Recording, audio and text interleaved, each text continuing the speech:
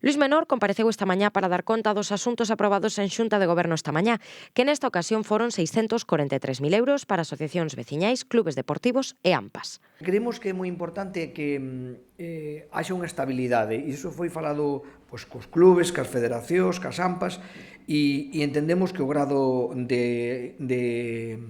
de recursos van sendo aceptables. Concretamente, nos clubes deportivos, inda que mantemos a cantidad de 550.000 euros, é dicir, que o ano pasado a subimos, e fixemos outra cousa, que é un incremento indirecto, pero que repercute dunha maneira moi clara. Tamén fixo un balance do acontecido estes días durante o paso da borrasca Ingrid, as actuacións levadas a cabo e as emerxencias atendidas polo ente provincial. Actuamos en máis de 1.100 kilómetros da rede de estradas provinciais, recordamos que a mesma comprende 1.850 kilómetros.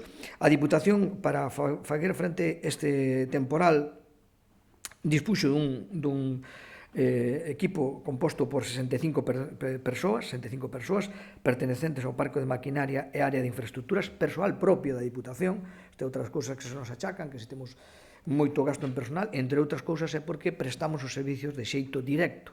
E no Parque de Maquinaria, evidentemente neste caso, dispuxemos de 65 persoas que a correspondente maquinaria que traballou directamente para a Diputación sin intermediación de ninguna empresa.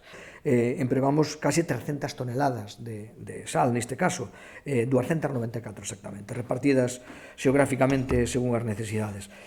Tamén tuvemos un balance de incidencias con 38 intervencións, además das preventivas, evidentemente, alertados por o 112 de Galicia e por outros medios, en donde as incidencias fundamentales detectadas foron as seguintes: asistencia a vehículos bloqueados por a neve, 20 vehículos; neve na calzada, resolvéronse 10 avisos por acumulación de neve que afectaba o que impedía a circulación; e obstáculos na vía, un total de 8 obstáculos que supoñían riscos para o tráfico, entre outros tamén retirada de árboles caídos.